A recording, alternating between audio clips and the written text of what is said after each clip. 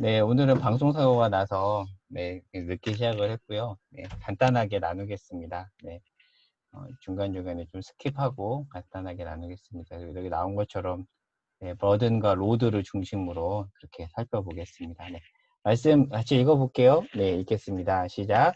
형제들아, 사람이 무슨 범죄한 일이 드러나거든 신령한 너희는 온유한 심령으로 그러한 자를 바로잡고 너 자신을 살펴보아 너도 시험을 받을까 두려워하라. 너희가 짐을 서로 지라 그리하여 그리스도의 법을 성취하라. 만일 누가 아무것도 되지 못하고 된 줄로 생각하면 스스로 속임이라. 각각 자기 일을 살피라. 그리하면 자랑할 것이 자기에게는 있어도 남에게는 있지 아니하리니 각각 자기의 짐을 질 것이라. 가르침을 받는 자는 말씀을 가르치는 자와 모든 좋은 것을 함께하라. 스스로 속이지 말라. 하나님은 업신여김을 받지 아니하시나니 사람이 무엇으로 심든지 그대로 거두리라. 자기의 육체를 위하여 심는 자는 육체로부터 썩어질 것을 거두고 성령을 위하여 심는 자는 성령으로부터 영생을 거두리라. 우리가 선을 행하되 낙심하지 말지니 포기하지 아니하면 때가 이름에 거두리라. 그러므로 우리는 기회 있는 대로 모든 이에게 착한 일을 하되 더욱 믿음의 가정들에게 할지니라. 네. 오늘은 6장인데요. 5장하고 연결이 돼요. 5장에서 성령으로 살면 성령으로 행하라 라고 하면서 6장으로 이어지는데 6장은 어떤 내용이냐면 성령으로 행하는 사람이 어떤 사람인가, 성령으로 행하는 삶이 무엇인가에 대해서 구체적으로 설명을 하는데 어떤 정황에서 설명을 합니다. 그 정황은 뭐냐면 소위 말하면 이런 거예요. 우리 공동체 안에서 누가 죄를 범한 겁니다. 그때 우리 공동체 사람들이 어떻게 대해야 되는가, 그 상황을 어떻게 넘어가야 되는가, 그때 성령으로 행하는 사람의 어떤 실력이 나온다라는 겁니다. 자, 그런데 특별히 2절에 가면 짐이라는 단어가 있는데 한번 성경책 보시면 각주 번호가 이렇게 있어요. 1이라고 있는데 밑으로 쭉 내려가면 무거운 짐을이라고 되어 있습니다. 그러니까 이 짐이라는 단어가 헬라어 원문으로 해석을 하면 무거운 짐이라는 그런 뜻이에요. 그래서 영어 성경은 burden이라고 이렇게 번역을 합니다. 그러니까 이 짐은 어, 내가 만든 짐이라기보다는 이렇게 타인 때문에 생긴 오타네요. 타인 때문에 생긴 짐이라고 해석을 하는 게 더 적절합니다. 그런데 사실 세상에서는 그 짐을 우리가 굳이 질 필요가 없잖아요. 그러나 갈라디아서 말씀에 따르면 성령을 따라 행하는 자는 그 짐을 잘 져야 된다라고 이야기를 합니다. 넘어가 보겠습니다. 자, 근데 이제 그 죄는 무엇인가에 대해서 이제 여기서 설명을 했죠. 고의적 범죄일 수도 있고요. 연약함 때문에 생기는 죄일 수 있습니다. 자, 그럴 때 어떻게 해야 되는가? 우리는 먼저 성령의 인도를 따라야 되고, 첫 번째, 온유한 심령으로, 그리고 바로잡으라고 합니다. 그러니까 바로잡다라는 표현이 중요한데, 그 사람을 잘라버리라고 되어 있지 않고요. 영어 성경에서는 레스토어라고 되어 있거든요. 그 사람을 회복시켜야 된다라고 하고, 그리고 마지막으로는 너 자신도 살피라고 합니다. 그 사람을 혼내고 잘못했다라고도 해야 되겠지만 나 자신을 살피라고 이야기를 합니다. 그래서 핵심이 레스토어라는 거고요. 자, 그러면 또 이런 질문이 들 수 있죠. 공동체 안에 어떤 문제가 생겼을 때 무조건 온유함으로만 대해야 되는가? 책망하면 안 되는가? 그렇진 않습니다. 마태복음 말씀에 보면 공동체 안에서 어떤 형제가 죄를 범했을 때 어떻게 해야 되는가? 첫 번째 1단계는 1대1로 권고하는 겁니다. 그때 그 사람이 잘 들으면 되는데 안 들으면 두세 사람을 더 데리고 가서 그 죄를 확정하게 하고, 그러지 않으면 이제 최후의 방책으로 그의 말로 전하고, 그때 듣지 않으면 내보내라고 합니다. 그러니까 처음부터 바로 내보내는 일은 없습니다. 자, 그런데 이 마태복음 말씀은 마태복음 18장 문맥에서 봐야 되는데, 마태복음은 복음서 처음으로 교회라는 단어가 등장하는 복음서입니다. 다른 복음서에는 교회라는 단어가 없어요. 좀 신기한 지점이죠. 마가복음, 누가복음, 요한복음에는 없고요. 마태복음에서도 마태복음 16장하고 18장에만 교회라는 단어가 나옵니다. 그래서 마태복음을 보통 이제 교회의 복음서라고 하는데, 이 교회라는 단어가 나오는 문맥에 특별히 잃어버린 양에 대한 이야기를 해요.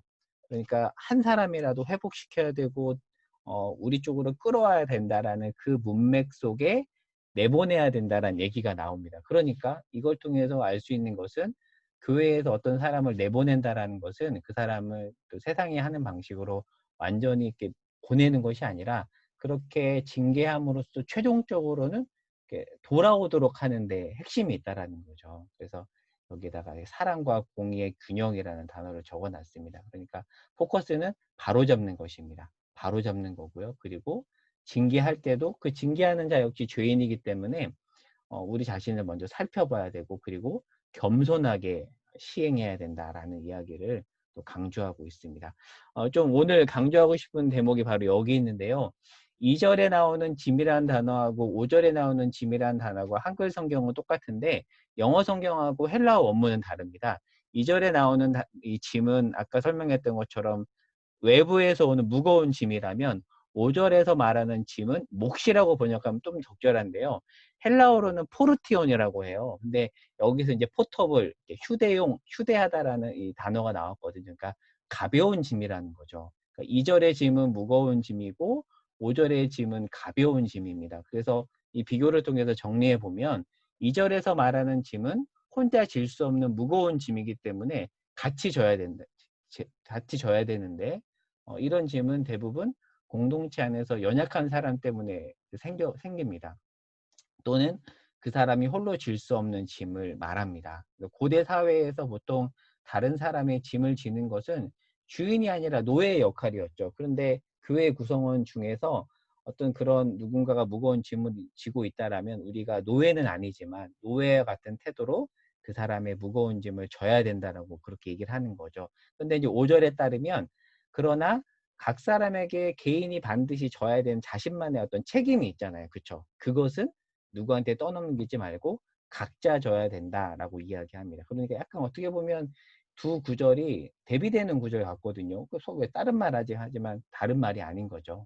무거운 짐은 나눠지지만 자기 몫은 자기가 져야 된다. 이렇게 해석을 할 수 있습니다. 그래서 제가 쉽게 이렇게 설명을 해놨는데요. 그러니까 제가 목회자로서 제가 부서를 맡고 있는데 예를 들어서 성경 공부를 한다거나 설교를 한다거나 그건 제가 해야 될 몫이죠. 그런데 제가 사실 성가대 지휘까지는 할 수 없잖아요. 그런 거는 누군가에게 부탁할 수 있잖아요. 그렇게 이제 이런 짐을 이렇게 좀 구분할 수 있을 것 같습니다. 근데 제가 이제 생각해 보기에다 적어 놨는데 이따가 좀 나눔 시간에 이 부분을 좀 나눠보면 좋을 것 같아요. 이렇게 정리했습니다. 다른 사람이 질 수 없는 짐은 져야 되지만, 져야 하는데 지지 않아서 누군가에게 떠넘긴 짐들이 있단 말이에요. 내가 해야 되는데 하지 않아서 이렇게 누군가에게 넘어간 짐, 그 짐은 어떻게 해야 되는가?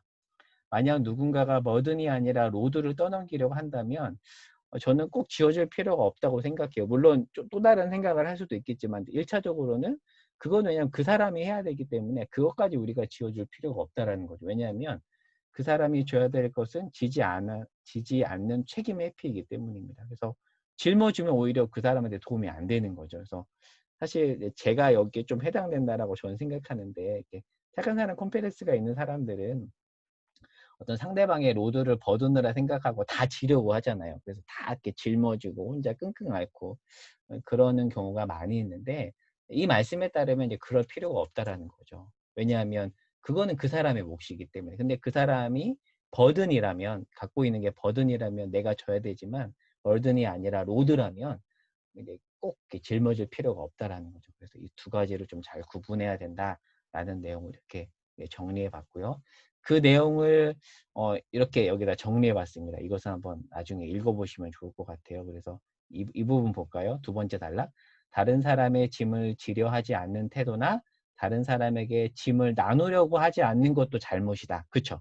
왜냐하면 버든이니까. 근데 자기가 져야 될 책임은 자기가 져야 된다. 그렇죠.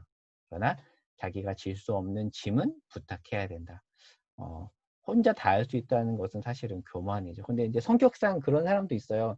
버든 가지고 자기가 다 짊어지려는 사람들이 있잖아요. 근데 그런 것들을 기꺼이 나누는 것도 좀 연습이 필요한 것 같아요. 그런 거 못하는 사람 있죠. 예, 저 같은 사람이 이런 거 잘 못하는데, 저는 이 말씀을 보면서, 그래, 로드는 내가 당연히 기꺼이 다 져야 되지만, 내가 질 수 없는 버든이 있다라면 좀 누군가에게 잘 부탁을 좀 해야겠구나. 이런 생각을 해보았습니다.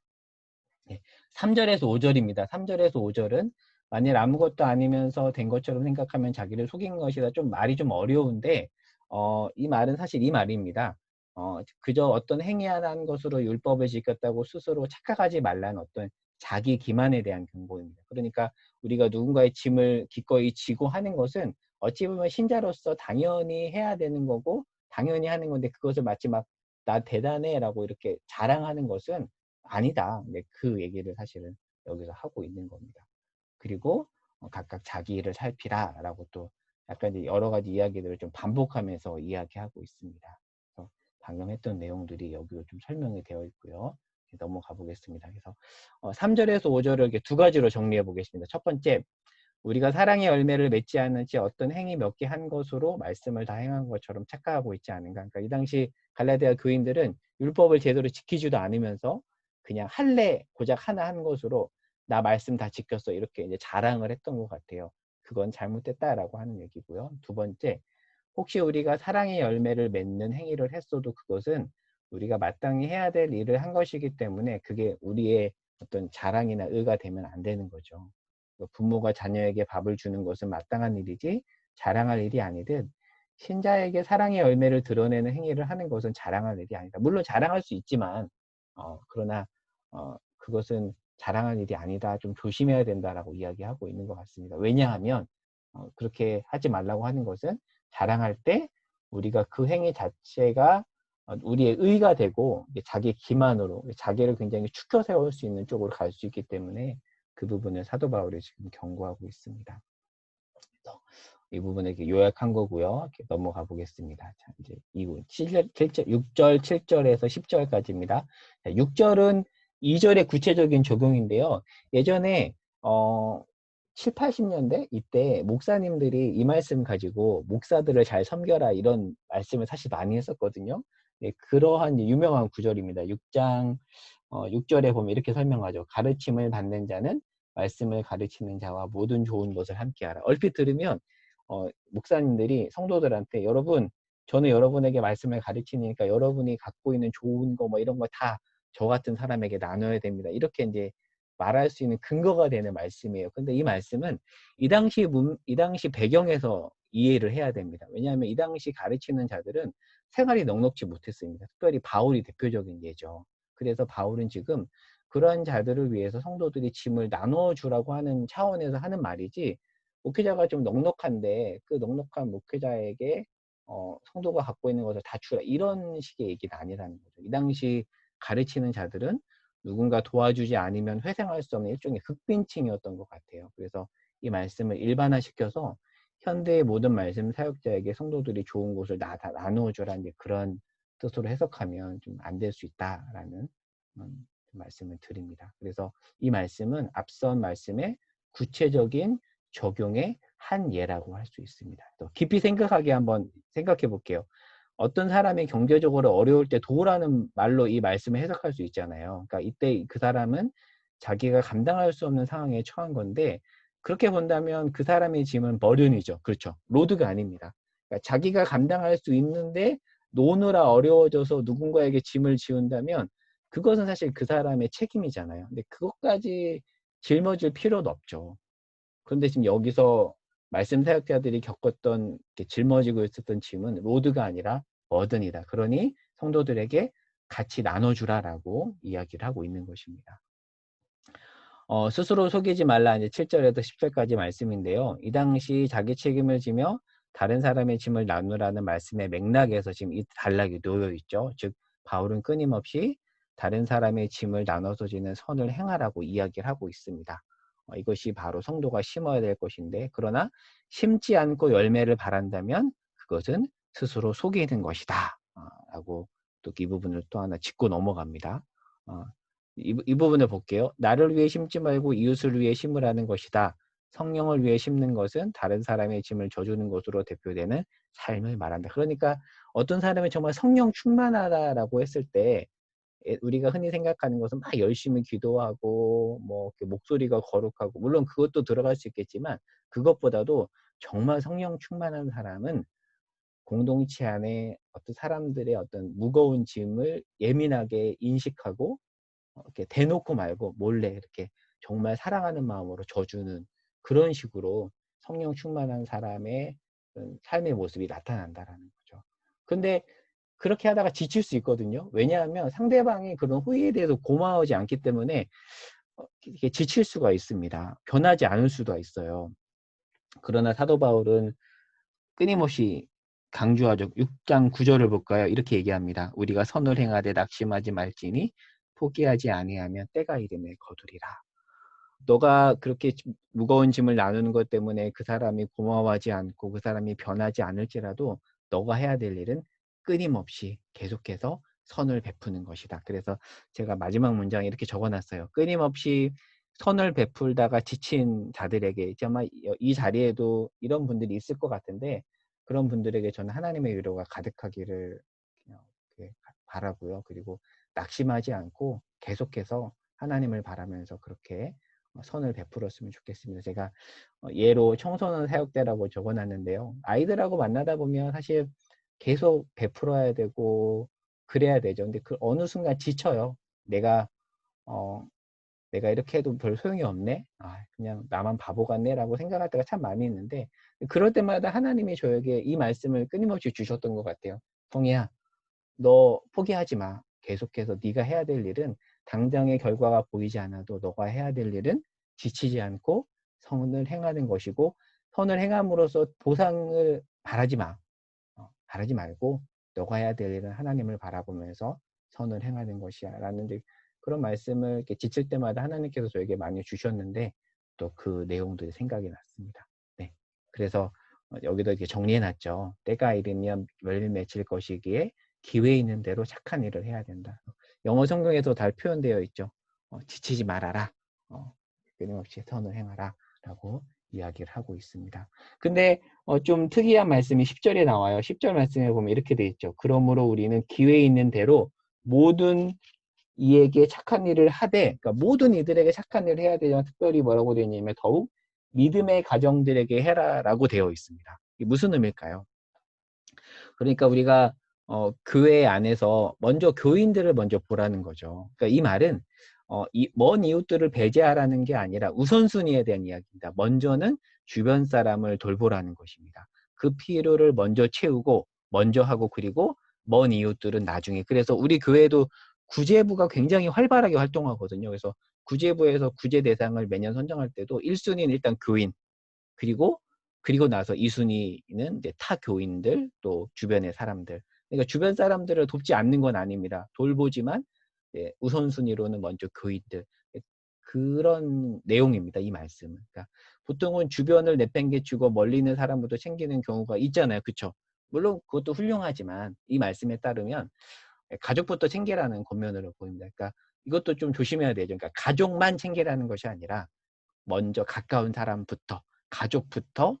근데 그런 경우도 있죠. 가족은 나 몰라라 하고 다른 사람을 먼저 챙기는 경우도 있는데, 이 말씀에 따르면 먼저는 가족을 돌보고 그리고 다른 사람을 챙기라, 뭐 이렇게 또 볼 수가 있을 것 같습니다.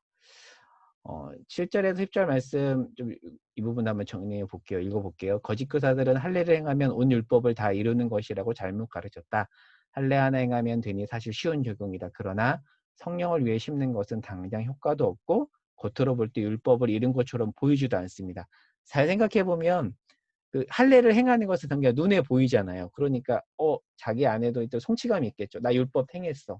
그러나 사랑을 행하는 것은 당장에 어떤 누가 딱 보는 것도 아니고 겉으로 볼 때 어떤 열매가 당장에 드러나는 것도 아니잖아요. 그러나 지금 사도 바울은 뭐라고 얘기하냐면, 효과가 없어도 당장에 드러난 열매가 없어도 끊임없이 성령을 위해 심어라. 때가 되면 반드시 거둔다. 지금 그렇게 권면하고 있습니다. 그래서 내용을 다 나눴고요. 각 절의 추가 설명은 제가 뒤에다 이렇게 붙여놨습니다. 한번 읽어보세요. 읽어보시면 좋을 것 같고, 이 부분 한 번만 읽어볼까요?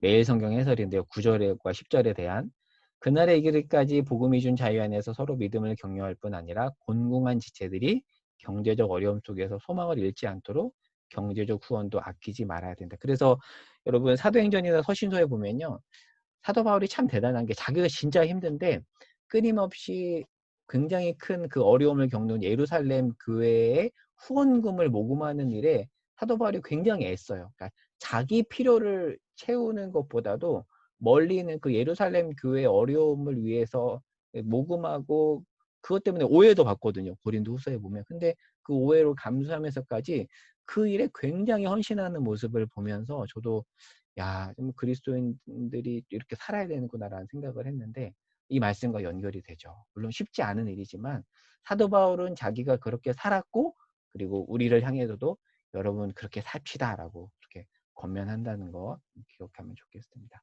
네. 정리 및 도전입니다. 선한 일 하다 지친 이들에게 이기적인 행동은 어느 시대든 칭송받지 못합니다. 하지만 인간은 대부분 이기적이죠. 저 역시 이기적이고요. 우리 모두는 이기적입니다. 그러다 보니까 이런 세상 속에서 선을 행하다 보면 지치기 마련입니다. '아 나만 바보네. 에이 그만해야지. 에이 몰라.' 이렇게 지쳐버리죠. 어떻게 해야 될까? 하나님은 우리의 생각과 행동 모든 상황을 다 아십니다. 그리고 때가 되면 열매를 거두게 하실 것입니다. 이 땅에서 비록 온전히 열매를 보지 못할 수 있고 내가 살아있는 동안 보지 못할 수 있어도 하나님은 반드시 거두실 것입니다. 그러니 우리가 해야 될 일은 그저 최선을 다해 신실하게 살아가는 것입니다. 그래서 이곳에 있는 우리 세가정부 부원들 중에서 선을 행하다 지친 이들을 격려합니다. 힘내십시오. 다시 일어납시다. 하나님은 다 아십니다. 눈물을 삼키며 그저 묵묵히 그 길을 걸어 나가면 됩니다. 선한 일을 행하다가 지친 이들에게 박수를 보냅니다. 네, 오늘 소그룹 나눔 질문 3가지 적어놨습니다. 첫 번째, 나에게 버든과 로드는 뭐가 있을까? 버든은 내가 다 질 수 없기 때문에 누군가에게 좀 부탁해야 되는 걸 수도 있겠고요. 로드는 내가 져야 되는 건데 뭐가 있을지. 그리고 두 번째, 공동체 안에서 가정일 수도 있고요. 교회도 될 수 있고요. 공동체 안에서 내가 함께 짊어질 버든은 무엇이 있을까? 로드가 아니라 버든입니다. 그리고 3번은 그냥 시간이 허락할 때 그냥 추가적으로 나누면 좋을 것 같은데요. 상대방이 버든이 아니라 로드를 지지 않고 막 나에게 떠넘기며 이럴 땐 어떻게 하면 좋을까? 이게 되게 속상한 상황일 수 있는데 이럴 때는 어떻게 해야 되는가? 뭐 이 부분도 한번 나눠보면 또 재미있는 나눔이 되지 않을까 싶습니다. 네, 여기까지 하고요. 이어서 소그룹 나눔을 갖도록 할게요.